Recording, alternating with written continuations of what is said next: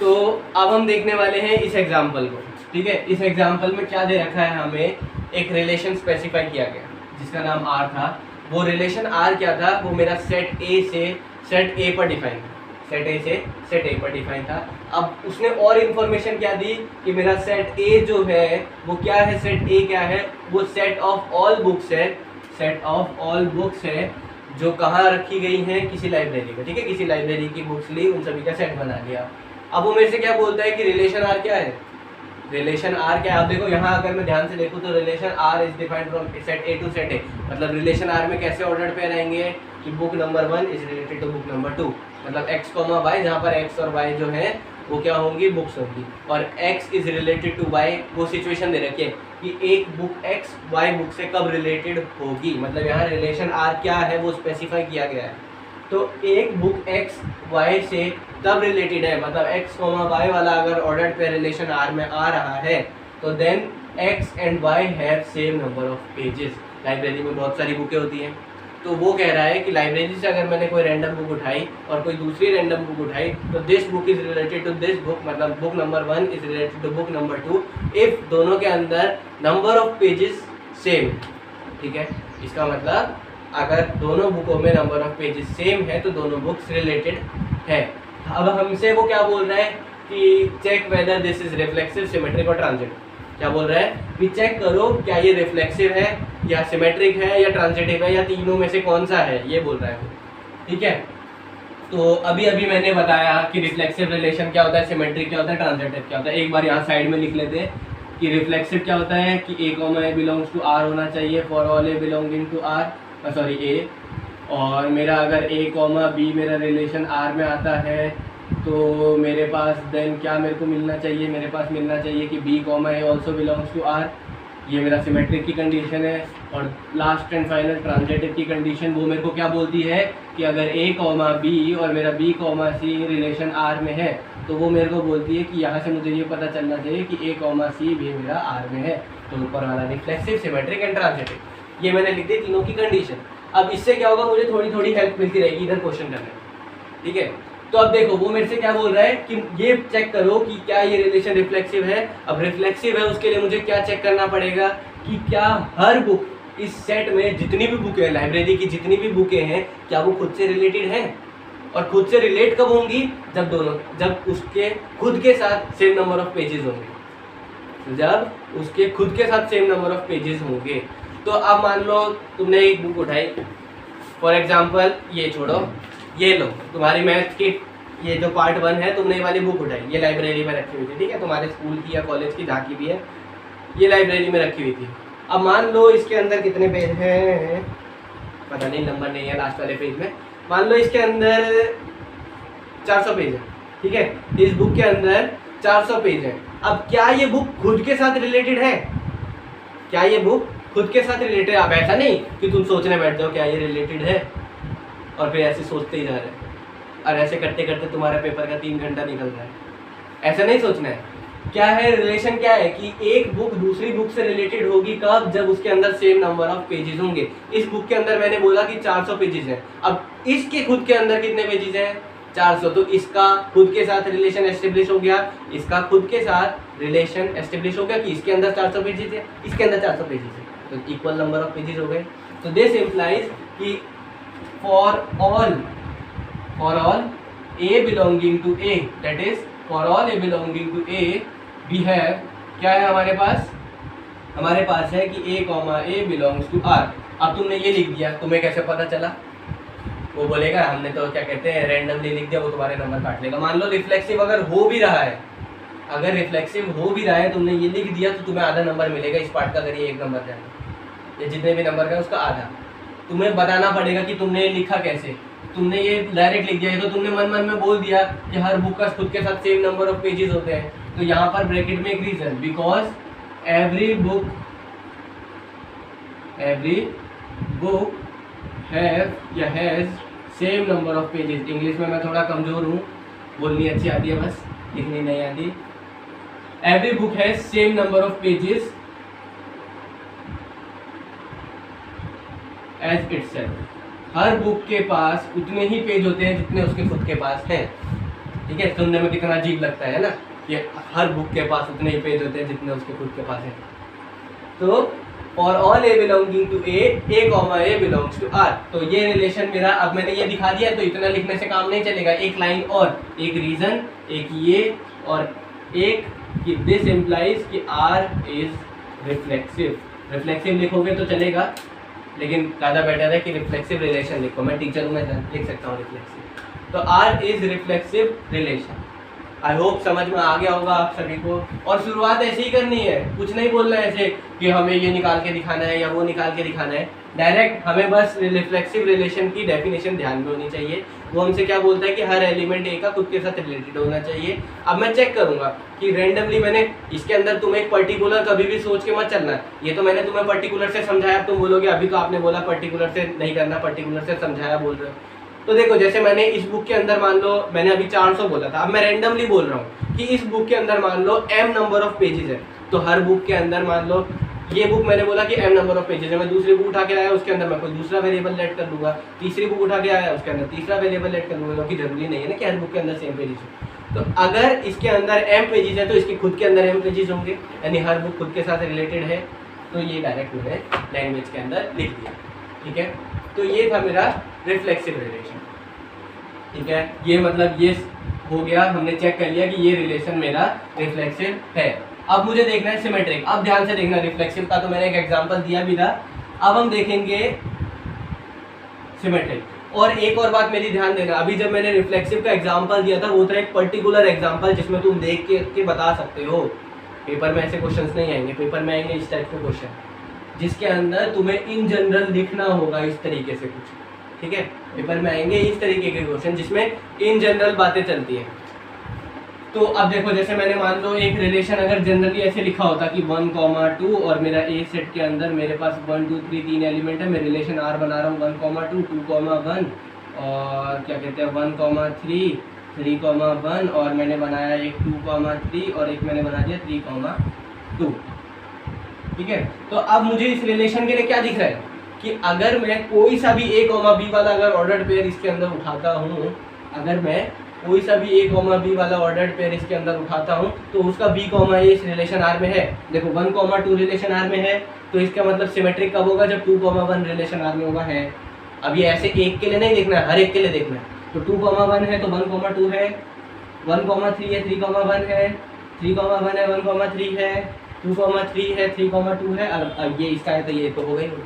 ठीक है, तो ये सिमेट्रिक है। ये क्या है, इस क्वेश्चन में तुम देख करके बता सकते हो, इस क्वेश्चन में तुम देख करके बता सकते हो। हर एक एलिमेंट के लिए बस चेक ही तो करना है कि है कि नहीं है, तो इसके अंदर तुम आसानी से देख के बता सकते हो। लेकिन मुश्किल कहाँ आती है, जहाँ पर तुम्हें इन जनरल इस तरीके से काम करना पड़ता है। ठीक है, तो आप देखो कैसे करते हैं।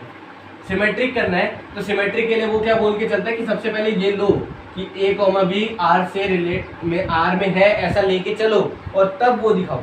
तो मैं मान के चल रहा हूँ कि लेट a, b जो है वो मेरा रिलेशन R में है। ठीक है, अब ऐसे क्या कहते हैं, भगवान तुम्हें आशीर्वाद आके नहीं देगा या मुझे आशीर्वाद आके नहीं देगा कि बेटा जा b, a भी रिलेशन R में है। दिमाग लगाओ, डेफिनेशन देखो, जो गिवन है उसे समझो, वहाँ से तुम्हारे पास ही आएगा। अब देखो क्या बोल रहा है कि a, b रिलेशन R में है और तुम्हें क्या लेकर के आना है, b, a R में। और b, a R में कब हो सकता है, कोई ऑर्डर्ड पेयर R रिलेशन में कब हो सकता है, जब दोनों के अंदर दोनों बुकों में सेम नंबर ऑफ पेजेस हो। तो b, a रिलेशन R में कब होगा, जब b के number of pages equals to number of pages in a होगा। ठीक है, और मेरे को ये पता है कि a बिलोंग्स टू R, तो अगर कोई ऑर्डर्ड पेयर R में है तो इन दोनों के अंदर सेम नंबर ऑफ पेजेस हैं। दिस इम्प्लाइज कि number of pages in book A is equals to number of pages in book B। ठीक है, ये मुझे रिलेशन से पता चला, भगवान ने आशीर्वाद नहीं दिया है। कहाँ से पता चला है, रिलेशन की डेफिनेशन से कि रिलेशन क्या था। और यहीं से मुझे क्या पता चला, अगर नंबर ऑफ एलिमेंट्स या नंबर ऑफ एलिमेंट्स कह रहा हूँ, number of pages in book A equals to number of pages in book B है, तो this implies number of pages in book B is equals to number of pages in book A। यही तो मुझे चाहिए था। तो this implies कि B, A belongs to R। मेरा A, मैं A, B R में लेकर के चला, B, A मेरा R में आ गया, तो दिस इम्प्लाइज कि R is symmetric, R is symmetric relation, R is symmetric relation. तो इतना ही आसान होता है। अब तुम बोलोगे आपने तो भैया बहुत आसान वाला एग्जाम्पल लिया है इसलिए आपका इतने आसानी से हो जा रहा है। अभी एक थोड़ा सा मैथमेटिकल एक्सप्रेशन की टर्म्स में मैं लूँगा, इसका ट्रांजिटिव हो जाए, फिर देखते हैं कि उसमें कैसे करते हैं। तो आई होप ये समझ में आ गया होगा। इसे उतार लें, बातों को ध्यान से सुने, दिमाग में उन्हें फिट कर लें। तो अब देखो इसके बाद हम करेंगे ट्रांजिटिव, इसके बाद हम करेंगे ट्रांजिटिव। तो ट्रांजिटिव में देखते हैं, ट्रांजिटिव में क्या, अरे क्वेश्चन ही मिटा दिया, कोई बात नहीं, याद है, दिमाग में फीड हो गया होगा। तुम्हें याद नहीं है तो तुमने कॉपी में लिखा होगा या वीडियो को पीछे करके देख लेना। तो अब क्या करना है, ट्रांजिटिव करना है। ट्रांजिटिव के लिए मुझे दो ऑर्डर पेयर लेके चलने पड़ेंगे रिलेशन आर में। तो a, b और b, c मैं रिलेशन आर में लेकर के चला। तो by the definition of relation R मुझे क्या मिलता है कि नंबर ऑफ पेजेस, ये मैं शॉर्ट फॉर्म में लिख दिया, in a is equal to number of pages in b। ठीक है, ये मुझे मिलता है मेरे पहले ऑर्डर पेयर से, क्योंकि ये रिलेशन आर में यहाँ पर लेट करके चलना है, ये मेरा ट्रांजिटिव के लिए है। और दूसरे ऑर्डर पेयर से मुझे मिलता है कि number of elements in B, मतलब number of pages, sorry, number of pages in B is equal to number of pages in C. और मुझे लेके क्या आना है, मुझे लेके आना है कि मेरा a, c जो है वो रिलेशन r में है। मतलब मुझे क्या दिखाना है कि मेरे number of pages in a is equal to number of pages in c, ये मुझे दिखाना है। अब तुमने ये दो लाइनें लिख दी, यहीं से साफ साफ दिख रहा है, क्या दिख रहा है कि number of pages in a number of pages in b के इक्वल है और b के पेजेस c के इक्वल है। इसका मतलब a के पेजेस c के इक्वल है। तो दिस इम्प्लाइज कि number of pages in a is equal to number of pages in c, और दिस इम्प्लाइज कि मेरा a, c जो है वो रिलेशन r में है। तो देयरफॉर r इज ट्रांजिटिव। ठीक है, इन नामों के साथ इन नामों की क्या डेफिनेशन है उन्हें ध्यान से याद रखना। कहीं पता चले तुम ट्रांजिटिव प्रूफ करने के लिए सिमेट्रिक वाली कंडीशन अप्लाई कर रहे हो, सिमेट्रिक करने के लिए रिफ्लेक्सिव वाली अप्लाई कर रहे हो। ठीक है, तो ये हो गया। आई होप आप सभी को समझ में आ गया होगा। तो ये रिलेशन मेरा रिफ्लेक्सिव, सिमेट्रिक और ट्रांजिटिव है। अब एक नई बात जो मैंने कहा था कि अगर कोई रिलेशन तीनों हो जाए तो क्या होगा। तो अगर कोई रिलेशन सिमेट्रिक, रिफ्लेक्सिव, सिमेट्रिक और ट्रांजिटिव तीनों हो जाता है then it is called an equivalence relation. तो डेफिनेशन करके इक्विवेलेंस रिलेशन की लिख लेना। तो इक्विवेलेंस रिलेशन क्या होता है, a relation R is said to be equivalence relation if it is reflexive, symmetric and transitive. तो ये लिख ले, ये डेफिनेशन है इक्विवेलेंस रिलेशन की, क्या relation R is said to be equivalence relation if it is reflexive, symmetric and transitive. तो ये तो था एक एग्जांपल। अब देखो जो मैंने कह रहा हूँ कि मैथमेटिकल एक्सप्रेशन में हम एक एग्जांपल लेके चलते हैं। तो ए सेट जो है वो मैंने ले लिया, मान लो नेचुरल नंबर्स का मैंने सेट ले लिया। ठीक है, ए जो है वो मेरा सेट ऑफ नेचुरल नंबर है, रिलेशन आर मेरा सेट ऑफ नेचुरल नंबर से सेट ऑफ नेचुरल नंबर पे डिफाइन है। और ये मेरे को क्या बोलता है कि मेरा आर जो है, जो मेरा रिलेशन आर है उसको मैं लेके चलता हूँ कि मेरे इसके अंदर ऑर्डर पेयर आएंगे x, y वाले। अब डेफिनेशन क्या है सोच के चलते हैं। तो ठीक है, मैंने ले लिया x is equals to y square, ये मैंने डेफिनेशन ले ली। ठीक है, ये मेरे को क्या बोलता है कि मेरा जो ए सेट है वो नेचुरल नंबर वाला सेट है, यानी 1 2 3 4 एंड सो ऑन नंबर्स, और relation R set of natural number से सेट ऑफ नेचुरल नंबर पर डिफाइन है। अब ये मेरे को बोल रहा है कि प्रूफ करो, या मतलब प्रूफ नहीं, पहले है कि आर जो है वो मेरा x, y वाले ऑर्डर पर उसके अंदर तब आएंगे जब पहला एलिमेंट दूसरे वाले के स्क्वायर होगा, जब पहला एलिमेंट दूसरा वाले का स्क्वायर होगा। ठीक है, तो अभी मेरे को बोल रहा है भाई फिर से क्वेश्चन कि check whether it is reflexive, symmetric और ट्रांजिटिव। ठीक है, तो इस क्वेश्चन के अंदर देखो एक बार तो तुम्हें देखते ही पता चल गया होगा, अगर तुम्हें डेफिनेशन आती है तो तुम्हें देखते ही पता चल जाएगा कि ये रिफ्लेक्सिव नहीं है। क्योंकि रिफ्लेक्सिव क्या बोलता है कि for all elements in A क्या है n, तो for all elements in n a must belongs to r।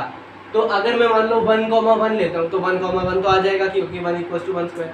लेकिन जैसे ही मैंने 2, 2 लिया, अगर मैं यहाँ से 2, 2 लेता हूँ तो 2 इज इक्वल्स टू 2 का स्क्वायर, 2 इज इक्वल्स टू 2 का स्क्वायर नहीं, 2 इज इक्वल्स टू 2 का स्क्वायर नहीं हो सकता क्योंकि वो 4 होता है। ठीक है, तो ये तो हमें बाय डेफिनेशन और रिलेशन का क्या मतलब क्या रिलेशन है उसके हेल्प से पता चल गया कि रिफ्लेक्सिव होगा कि नहीं होगा।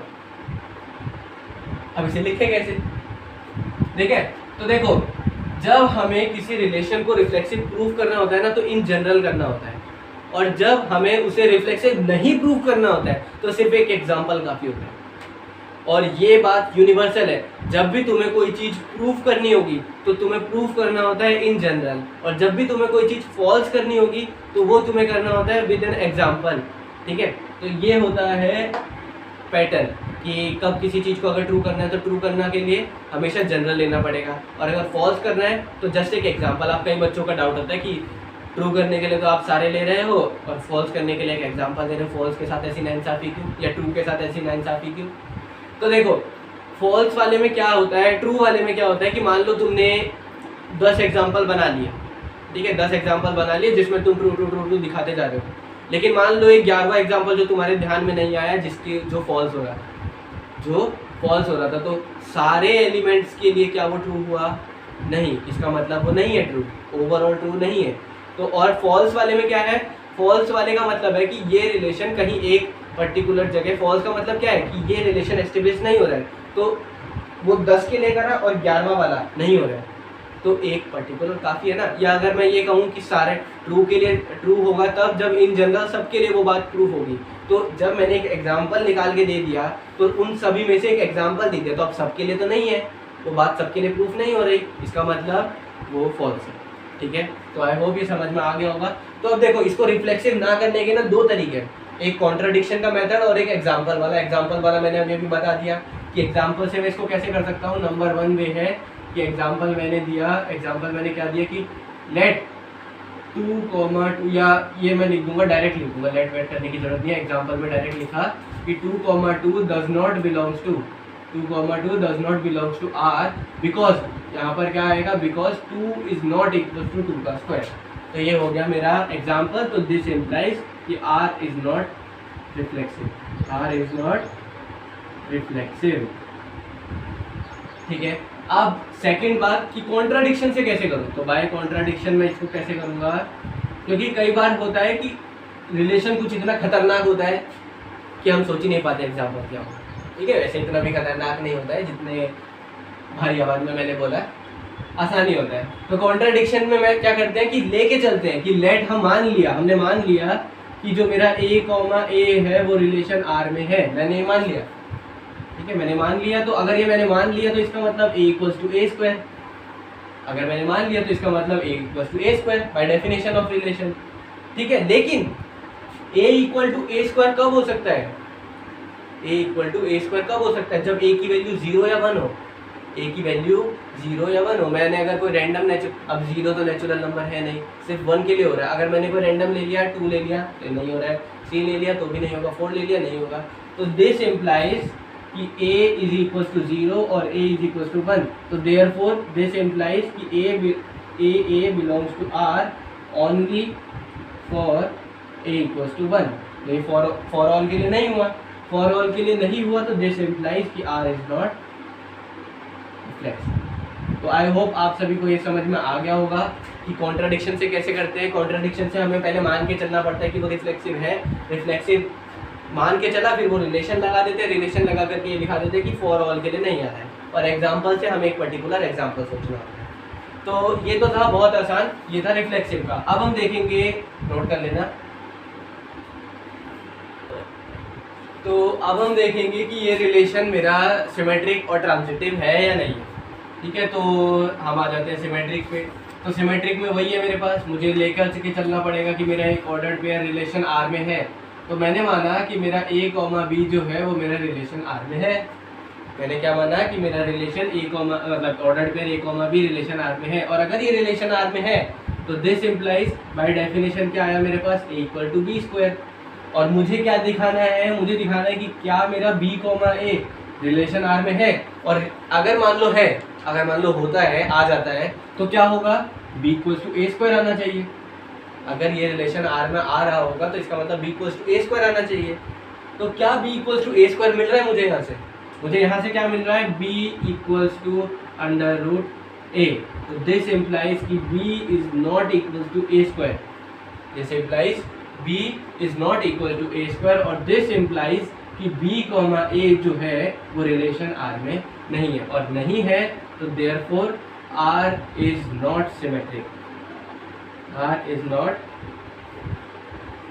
सिमेट्रिक। तो ऐसा कोई कंपल्शन नहीं है कि कोई रिलेशन जो है वो तीनों में से एटलीस्ट एक तो होगा ही होगा, हो सकता है वो तीनों ही ना हो, ठीक है। तो ये था सिमेट्रिक। अब हम देखते हैं कि वो रिलेशन मेरा क्या ट्रांजिटिव के लिए चेक करते हैं। तो ट्रांजिटिव में क्या करते हैं, दो ऑर्डर्ड पेयर लेंगे A comma B and B comma C from the relation R, फिर डेफिनेशन अप्लाई कर देंगे इन ऑर्डर्ड पेयर्स के ऊपर, ऑर्डर्ड पेयर के ऊपर डेफिनेशन अप्लाई करी तो A equal to B square आ गया और b equal to C square आ गया, ठीक है। ये दो बातें आ गई। अब मुझे दिखाना क्या है, मुझे दिखाना है कि A comma C belongs to R. मुझे पता नहीं है लेकिन डेफिनेशन से ये पता है कि ये दिखाना होता है, डेफिनेशन से पता है कि ये दिखाना होता है। और मान लो अगर ये है, मान लो अगर ये है तो इसका मतलब क्या आ रहा होगा मेरे पास आ रहा होगा ए इक्वल टू सी स्क्वायर, ये आ रहा होगा। तो अब मुझे इन गिवन का यूज करके ये देखना है कि क्या मेरा ए इक्वल टू सी स्क्वायर आ रहा है। तो सबसे पहले तो ए और सी में रिलेशन एस्टेब्लिश करो, सबसे पहले ए और सी में रिलेशन एस्टेब्लिश करो। तो ए ये रहा, ए के साथ बी रिलेटेड हो रखा है, बी के साथ सी रिलेटेड हो रखा है, बी की वैल्यू किसी एक से उठा करके किसी एक में पुट कर दो, तो बी की वैल्यू यहाँ से डालना आसान है, तो B equal to C square. तो दिस इम्प्लाइज कि A is equal to B का स्क्वायर, दैट इज बी का स्क्वायर, दैट इज सी की पावर 4। अब ए इक्वल टू सी की पावर 4 है, ना कि A equal to C square, तो A is not equal to C square. तो दिस इम्प्लाइज कि a comma C does not belongs to the relation r, तो therefore r is not transitive. तो एक एग्जांपल मैंने करवाया जिसमें तीनों रिफ्लेक्सिव सिमेट्रिक या ट्रांजिटिव थे, एक मैंने एग्जांपल करवाया जिसके अंदर तीनों ही नहीं थे, ना रिफ्लेक्सिव, ना सिमेट्रिक, ना ट्रांजिटिव। अब आई होप आप सभी को ये समझ में आ गया होगा। आज के लिए हम इतना ही करेंगे। अब आपका काम है ढंग से रिवीजन करना। एक्सरसाइज मैं बोलूँगा नाम तो आप लोग करोगे नहीं, लेकिन फिर भी मेरा काम है बोलने का।